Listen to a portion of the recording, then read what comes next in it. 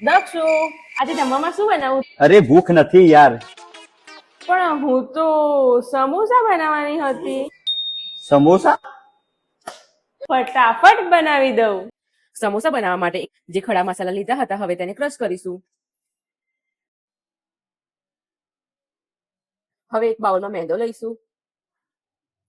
હવે મીઠું ઉમેરીશું. હવે અજમો ઉમેરીશું. તેલ ઉમેરીશું.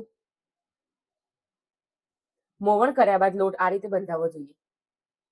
હવે પાણી ઉમેરીને લોટને કઠણ બાંધી લઈશું. તમે જોઈ શકો છો લોટ સરસ કઠણ બંધાઈ ગયો છે. હવે તેને 30 મિનિટનો રેસ્ટ આપીશું. હવે સ્ટફિંગની તૈયારી કરીશું. એક પેનમાં તેલ લઈશું. તેલ ગરમ થઈ ગયું છે. હવે જીરું એડ કરીશું. ત્યારબાદ હિંગ ઉમેરીશું.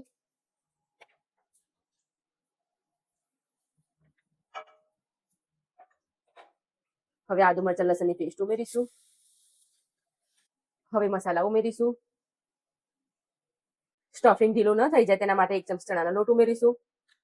હવે ખાંડ ઉમેરીશું. હવે આમચૂર પાવડર ઉમેરીશું.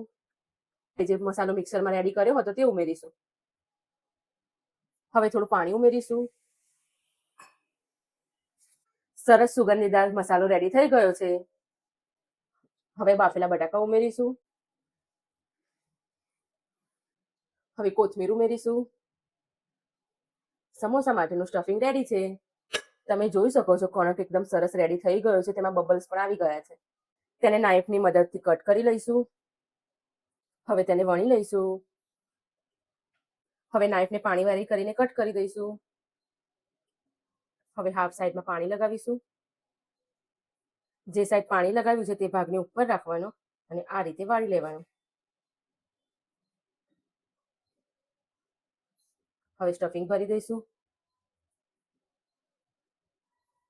જે સાઈડ વળેલી છે તેની સામેની સાઈડ પર ચપટી કરી લેવાની છે. હવે પાણી લગાવી દઈશું. હવે તેને સરસ રીતે બંધ કરી દઈશું. તમે જોઈ શકો છો સુંદર એવા સમોસા વણાઈ ગયા છે. હવે તેને તળી લઈશું.